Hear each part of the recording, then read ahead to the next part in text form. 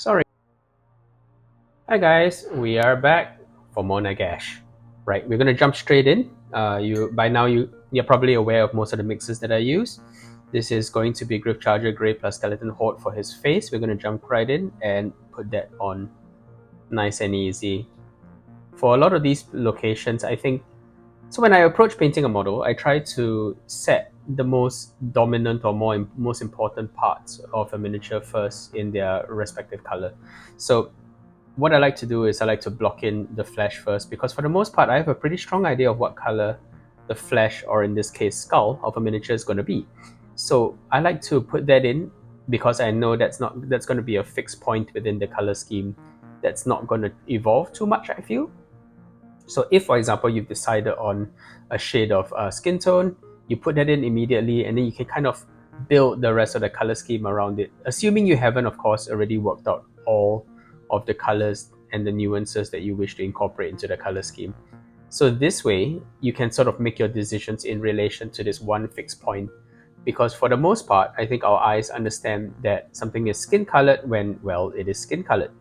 So in this case, I knew that because of his hand previously being already in this color, I would do his face in this color as well. So I can sort of work around this. Now the next thing I do is I calibrate the other colors in relation to this color. So for example, I know I want to be drawing attention to his face, therefore I'm going to be putting a little bit of bright red on the horns. This is not entirely of my making. The original miniature was also done with bright red horns, and I kind of thought it looked pretty good because it tended to draw attention to the most important single feature on this miniature, which is his face, of course. So dropping in all of this red onto his horns, and again, this is my usual red mix. Beginning to get the impression that I don't actually use any colors out of the bottles, or at least I do it a lot less these days.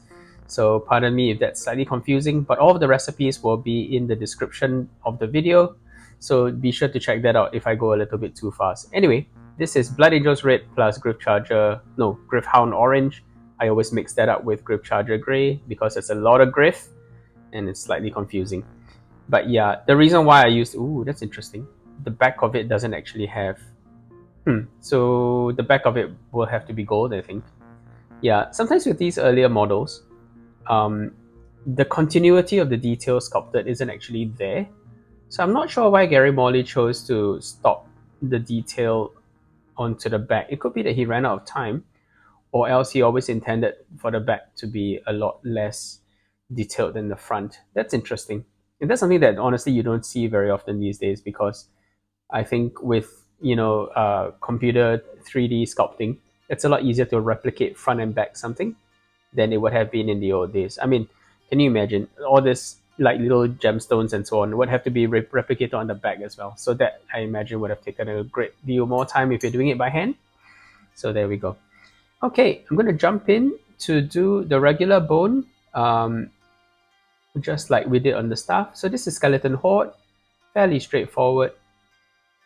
Block this in, being careful not to touch the red areas that I've just laid down, because contrast paint, running into contrast paint, is a bit of a horror show. I'll let you know if I need to actually take a hairdryer break. I think so far we've been doing pretty good, maybe just one hairdryer break per session. And to be perfectly honest, I edited it out anyway, so you probably don't even know that I've been doing this secretly, quietly. Nobody really needs to have their ears blown out by a hairdryer. That's just a really bad time. Yeah. So lots of nice little skull detail on his crazy Pope hat. I think I have to say, it looks like a Pope hat because it's so conical and tall, right? So yeah, or a party hat depending on your frame of reference. Looks like he's going to an undead birthday party, maybe. Kind of cute.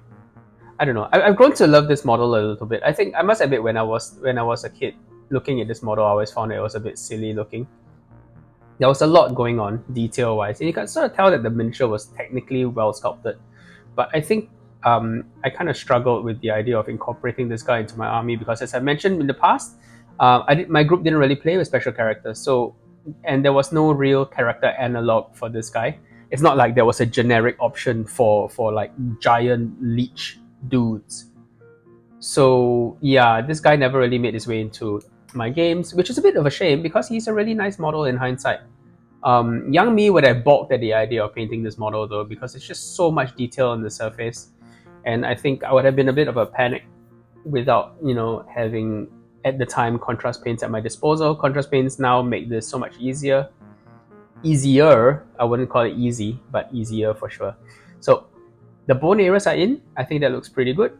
There is another skull at the top. So just like, and I gotta say, this bears a striking family resemblance to the vulture skull or the carrion skull, which is just to the right. So I think I'll do it in the same way. I probably will come back in to highlight these at some point.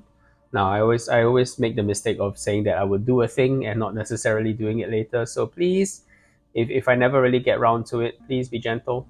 I will do my best. I might even do it in a separate episode because I do actually intend to revisit a lot of the models that I haven't perhaps given 100% attention to, because I try to keep these videos relatively manageable and short. I know that sounds like a contradiction in terms considering how long most of these videos are, but there you go, I'm trying. Okay, so we're going to jump in and add some Vallejo silver.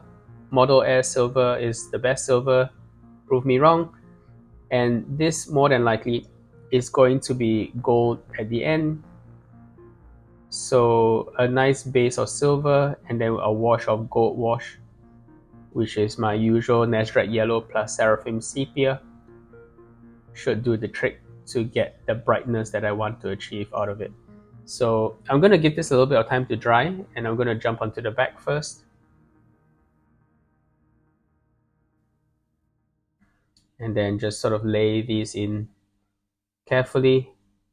I think it will look okay in just pure silver, or pure gold rather. I think it's just a case of,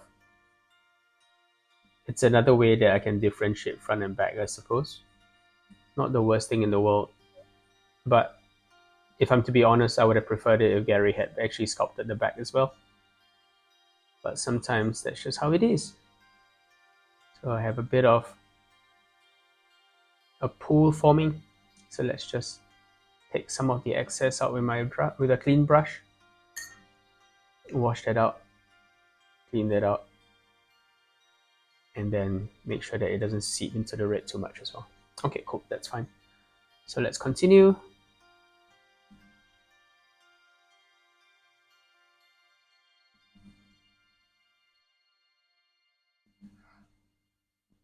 Sometimes when your colors run slightly, because it's not drying, the best thing to do is just hit it with a hairdryer. Pardon me. Make sure that I cover it all.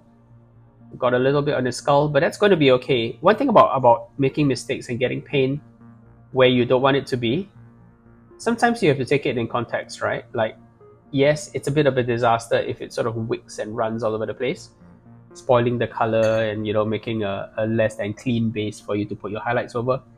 But to be perfectly honest, if you're only going to be getting like some of the mistakes on the raised parts of the miniature, you needn't worry at all, because those are the areas that you're naturally going to be applying highlights to later. So there's no need to lose sleep over that.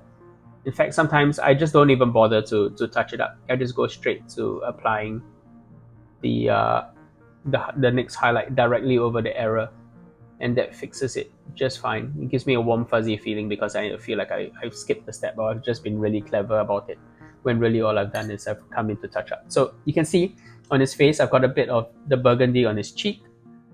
That's not a thing that I'm going to concern myself with. I'm going to go right ahead and mix a highlight color immediately.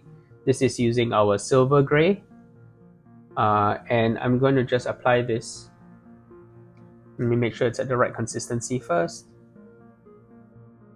I'm going to apply this directly over where the error was committed, and as you can see, it goes away instantly. So yeah, we saved a step, and that feels really good, because miniature painting takes a long time, and it's okay if it takes a long time, but sometimes if you get to save, like, I mean, let's be fair, like what, 2 seconds that I would have used to touch that up, it can feel disproportionately good, because we are aware that miniature painting can take a long time, and to achieve a good result takes a lot of effort and concentration. You're going to see that I periodically jump over to like touching up little bits and bobs that I spot on the staff, as well as the sword. Don't mind me, this is just something that I do. I have a tendency to flit over the surface of the model. I'll bring it up if it's worth mentioning, but otherwise, feel free to ignore that step. You can assume that we caught all these places perfectly in the previous video, even though that's not necessarily the case. I'm really just fooling myself here. Okay, cool. So red plus a little bit of ice yellow gives us a decent enough desaturated red to work with as a highlight. And we can go ahead and drop this on the edge over here. Now the question of how much to turn this into orange by adding a more powerful yellow is an interesting one. To be perfectly honest, I tend to just play by ear. If I do find that this lacks punch and orangeness, so to speak, I can come in and I can supplement it later. But I think this is looking pretty decent. The highlights just need to be visible, in my opinion, to start to look good. And to be perfectly honest, it's a whole discussion about whether highlighting red should eventually take you to orange, as it so often does in a lot of the earlier White Dwarf battle report, or not battle report, White Dwarf painting guides, because they tend to mix sunburst yellow into blood red, which are the colors of the day, into each other in order to create a highlight for yellow, for red. In my opinion, it can look pretty good if you mix in a little bit of ice yellow, because that gives you a more desaturated red, not quite so candy-like, and a little bit representative of age and weathering and wear, which looks really, really good when you apply it to an undead miniature, in my opinion. So I'm dropping in my gold wash now. This is, as I mentioned earlier, Nazdreg Yellow plus Seraphim Sepia. I'm just going to keep repeating it until I guess it becomes second nature to everybody watching the channel. But I hope I'm not boring you by doing so. Yeah, just in case you're wondering why I can achieve a color like this, it's because I'm using a color that's not straight out of the bottle. It is in fact my own mix of colors, and it's been calibrated to give me the exact result that I want when painting as a wash over silver to create an analog for gold that's a lot easier, in my opinion, and you can shade it all in one. So for example, if you look at what I've done with his horns over here, I've let the gold wash kind of pull a little bit, pull away from that top edge, and I think that's beginning to give us the intention for the highlights for the gold. And then I can just come in and refine this. There's no reason why you can't get a base coat as well as a first step highlight out of one application of contrast paint, right? In my opinion, I think that's how we try to boost up the efficiency a little bit and kind of make painting a lot more fun, because there's something very satisfying about applying this as a wash directly over silver, I found. And once this is dry, it feels like I've really achieved a big step. And that's kind of the little tricks that you do to motivate yourself, to sort of trick yourself into thinking that you've done more than you have. These are the things that sort of keep you painting and keep you going, excited to see the progress that you've achieved.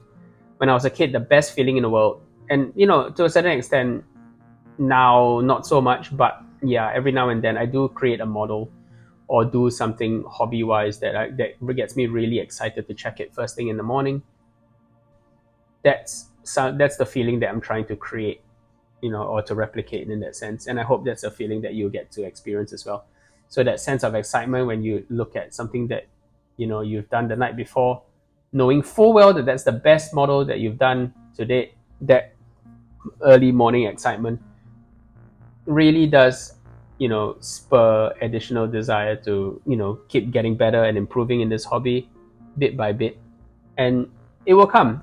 I just have to say it, if you keep at this long enough, I promise you at some point you will reach a stage where you will have a bit of a breakthrough. And when that happens, it's one of the best feelings in the world. And I wish all of you to experience it at some point, if you haven't already, that is. I'm sure there are a lot of talented people who watch these videos merely, no, not necessarily to learn anything, but really just for the company, and that's fine with me. That's good for me as well. Perfectly happy to have you. So I'm putting a bit of ice yellow in each of the eyes. The eyeballs are nice and huge, so I think doing this shouldn't be too difficult. Yeah, I think that's decent. The left one could use a bit of work, but it's okay. We'll come back and then we'll fix that later. And then we can go on to it, drop a bit of Nuln Oil onto the black details in the, or rather that part of the armor that I think corresponds more to the black armor of Nagash. So let's drop this in, fill in these bits.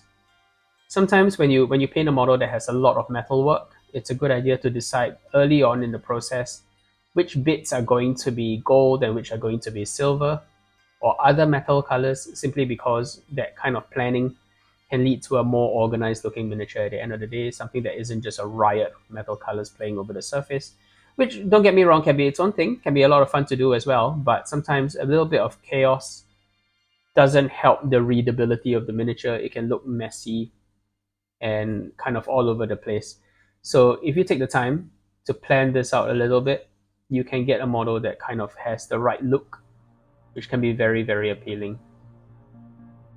So yeah, looking at this model, looking at the way it's developing, I can safely say that I'm looking forward greatly to doing up his robes, because I think that purple backdrop for all of these spots of bright color on this miniature really sounds like it's going to be exciting to execute. And as for what I've done for his cowl, that sort of Sigvald burgundy area, that's probably not the color, the shade of purple that I'm going to use. More than likely, I will use, just a more traditional blue tinted purple. Haven't decided exactly how I want to achieve this. More than likely, it will be Luxion purple, because that is a gloriously rich and decadent looking purple, while still having the depth and the intensity, I suppose, to create really compelling shadows, as well as remaining fairly vibrant when highlighted properly. So I probably use Luxion purple. Now that I've sold it this much, I don't think I could get away with not at least giving it a try. And depending on how it performs, we might or might not keep it or change it, as the case may be. But more than likely, I think Luxion purple is the way to go. So, putting on more of these Sigvald burgundy plus white highlights, bit of vibrancy, also to echo that little bit of wrapping around the sword over there, which is of course a similar color. This is the principle of keeping a fairly limited palette so that your colors reference each other nicely, and then also painting it with a little bit of texture so that he looks nice and plush, kind of like a velvet pillow for his bony head. Now you probably noticed that I've gone quite harsh with these highlights, because I want to achieve the level of brightness that I know I want to end up at before we come back in and cut back into them with a bit of Sigvald burgundy. Sorry, some of these areas are a little bit hard to see. I hope I'm not blocking myself too much, and I hope you can see what it is that I'm trying to achieve over here. Not too messy, I hope. Okay, so let's let that dry slightly, then we'll come back in with Sigvald burgundy to cut it. In the meantime, I think I might need to hairdryer again. Let's see if I can do other steps while that happens. So I'm going back in with a bit more red of the red mix to intensify the top, so that reinforces the blend that I have top to bottom for each of these funny little knife blades. So where it touches the gold is where I want the red to be its most saturated and most intense. And at the edge that's furthest away from from the metal, sorry, that's basically where I want it to most simulate a highlight. So a lot of my painting is kind of like this, like reverse highlighting, wherein instead of putting lighter and lighter colors on the edge, it requires more and more coordination, I found. What I try to do is I try to go in reverse and sort of darken the parts that I want to have darker. And usually this is basically painting darker and deeper colors into the recesses versus applying highlights on the sharp edges. I just find that a combination of that technique plus a little bit of highlighting where it's needed achieves a much superior result versus just highlighting ever lighter and lighter colors onto the edges. It's also a little bit more achievable, I find. Less likely to result in a bad, outcome if I'm not 100% concentrating. To be fair, when I paint, I don't 100% concentrate. I usually have like something on in the background unless I'm recording a video. I find that I do a lot of my best thinking when I'm painting, and in this day and age, I think having a meditative activity that you can do, kind of like when you sort of have shower thoughts, right? I have painting thoughts, and I find that I do most of my best thinking when I'm painting miniatures, and that's kind of great. I kind of love how that works. Okay, cool. I'm going to jump back in and grab some white, and I'm going to put that on the gemstones because most of these gemstones are going to be green, just like his amazing sword, and as well as on his staff on his right side. Well, not his staff, his ring, which I will go back to fix up a little bit. So this is straight pure white, and I'm going to put a little bit of this to sharpen his cheekbones as well as his very, very David Bowie-like eyebrow ridge with its quizzical arched eyebrows, and his pointy nose, as well as his chin, which is surprisingly rounded and chill.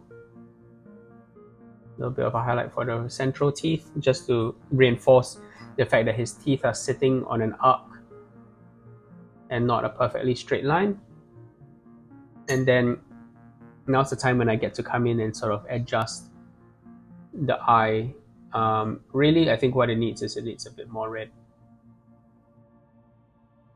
So I'll carefully block that in.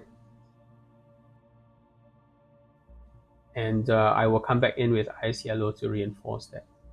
So you see, because you're using a translucent color, applying it over that little spot of ice yellow doesn't completely kill the ice yellow. It leaves it there to create a kind of highlight. But then we want to go one more step of intensity with the highlight and kind of make sure that it pops really nicely.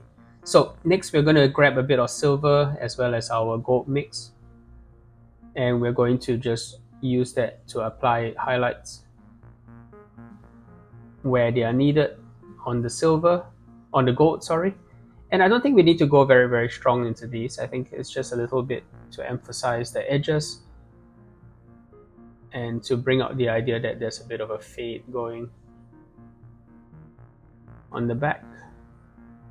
So just drawing attention to those interesting scalloped edges on the top, and then just giving it the impression that there is a bit of movement and a bit of flow to the design, that they sweep upwards. You sort of apply highlights to emphasize that upward sweep, and I think he's looking pretty good. Okay, so I will want to come in and drop that ice yellow back into his eye. So now you've got essentially ice yellow sitting on a red pool, and that's kind of what we want. There we go, not too bad. And I think he's got a nice piercing stare. It doesn't look too mal-coordinated and weird, or unfocused rather. I think he looks pretty good.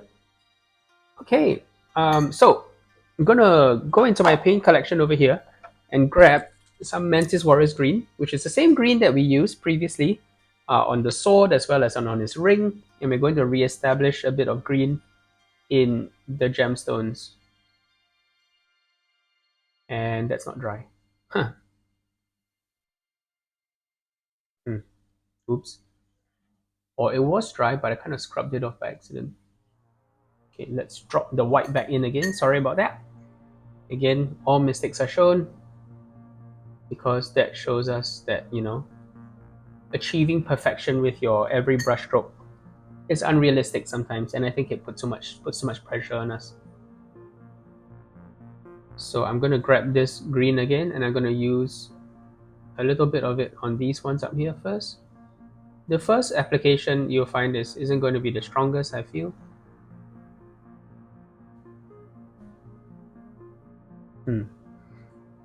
Maybe what we can try doing instead, because I think that's not having the desired effect. It's not being strong enough. Maybe what we can do is we can try using some Mantis Warriors green, mix that into the white, and apply that as a base. over which we can drop a wash. But yeah, at least that's having some effect. Sometimes the interplay of translucent colors over opaque tones, once dried, can have unintended effects. And sometimes you need to kind of vary your approach a little bit because it's hard to predict how these colors will work on the surface at all times. Next, we're going to come back with some Sigvald Burgundy, and we're going to clean up. We're going to tone down the highlights over here, sort of narrow down the area covered by the highlights, trying to avoid his face if possible, but as you can see, not always possible. But it's okay, we'll come back and we'll fix that in a bit. Or even now, we fix what we can. So a wet paintbrush, dried off on a bit of paper towel, which I've got just to the right of the camera, allows us to make sure that it doesn't cause too much grief. And acting fast can make a difference. Okay, so I'm going to pause to hair dry his face a little bit, and then I can come back in to finish off the gems. Hold on a sec. Hair dryers, man. A real game changer if you're a person who uses contrast paints a lot. It does help a great deal when it comes to getting these surfaces dry enough for the next coat to go on. Get yourself a cheap hair dryer. I promise you won't regret it. This episode was brought to you by hair dryers. No, they're not. I'll let you know how my great hair dryer attempt to take over the world goes. Okay, so green looks all right. I'm going to come in with a little bit more gold wash because I think I need to cut back my highlights a little bit with a bit more gold wash. So let's do that. This crazy headdress requires that we take a little bit more time to get it to the ideal point. Even though it's not the crown of sorcery, it's not the great hat that we were promised. And to be perfectly honest, I wouldn't know what the crown of sorcery would do to Nagash because he's already level 4, right? He's already quite a learned guy. Essentially, this would be like giving your professor, your university professor, giving him like a calculator. Yes, it makes him like ever so slightly better, but I think he already knew what he was trying to do. That's not true. People use calculators all the time. I have no idea where that analogy was going. But you get the idea. Giving him like a basic textbook, for example. So the Crown of Nagash probably wouldn't have a huge amount of influence on Nagash. Maybe its base enchantment was that it increased the bearer's ability to absorb magical knowledge, making them an intuitive spellcaster. And maybe that was Nagash's first magical hat. But he never got another magical hat. This one, despite its really truly epic appearance, it's just a regular hat. And I guess that's slightly disappointing, given that practically everything else in his arsenal is enchanted to the nines. The fact that this is just a regular plain old hat, maybe that's okay. Maybe it's just a party hat. And it just looks really nice and dramatic because everything in Nagash's home looks like exceptional and dramatic, but maybe all it does is really keeps his hair in check, stops his his hair from getting into his face, or maybe keeps the sun out of his eyes when he does travel around in daylight anyway, which I imagine is not that often, him being an undead lord and all. So a little bit more of a fade, we can reference that, or we can emphasize that using the gold wash while leaving the brightest golds towards the ends of these scalloped edges, and that gives us a little bit more movement and interest. We can grab a little bit more of the skeleton horde to again create more of a fade top to bottom. So this is a perfect example of what I mean, right? Like these little faces would have been a real nightmare to highlight, and I might still highlight a few of them later. I haven't decided, but I'm kind of not big on the idea because it will be a real pain to highlight these. But what you can do is you can apply layers of wash, kind of work yourself from dark to light. And in this case, I'm using wash and contrast paint interchangeably, right? Because we're no longer using contrast paints as such, insofar as we're not applying like a huge thick layer over the surface and letting gravity do its thing. We're kind of using it like just a translucent paint, a bit like, you know, the way a highlighter travels over a page. Do people still use highlighters? Well, they do in my part of the world. So yeah, the translucency of it allows the punchy undercolors to show through. In this case, it was my original undercoat, which was basically gray-white, and I think that looks pretty good. And then just a little bit of a blend in for parts of his cowl. You can find the plushiness of his cowl particularly appealing, because it looks like it's a comfortable place for one to rest your skull, as Nagash is no doubt doing. Okay, so the green is finally kind of having an effect, and a little bit more green on the underside of each of these gems is really all that's needed to simulate that sort of glowy green gem look. And I think that's Nagash is looking pretty swish. One thing though, I am wondering whether I do want to put a bit of orange into this, or do I just want to go higher with the highlights? And let's try going a little bit more ice yellow first. Because as much as I like the idea that this is a nice, vibrant, bright red, and you know, paint jobs of the day tended to do nice, bright, vibrant, bright reds, I kind of don't want this to look like a sort of fire engine red. Oops, I seem to have gotten a little bit. No, Skull Friend. I'm sorry, Skull Friend. Just cleaned it up very quickly. Skull Friend. There you go, all better. Skull Friend's kind of got like a sleepy eye on his left side. Slightly sleepy left eye. Interesting. Now, yes, of course, one of the downsides of painting a model like this, where I get it more or less to a finished state on one part of the model, and then continue to paint another section of the model to a finished state, and before moving on. That means that sometimes, you know, the propensity to make errors and for them to show in the final model, it's a little bit higher, but I think, you know, we'll soldier through. A little bit of ice yellow or dawn yellow if you are using primarily Citadel paints. And we can put a little dollop of this to reinforce the green tone, taking it in its own special bright direction while leaving a bit more of the green in the recesses. And I think I'm getting quite happy with the way Nagash looks now. Just a little bit more black, or non-oil rather, black wash into the recesses. You've noticed that I've also let it bleed into the bottom part of the skulls, so that creates more of a blend towards the top of his pope hat. At least as far as the little recessed inset skull areas look. I kind of like the way that has created a bit of a blend upwards. Making sure that there's enough black for definition around the edges of the gems. And then maybe just a little bit more around the back of his helmet. Helmet? Hat? More like hat. Can't imagine this providing any kind of armored protection, but there you go.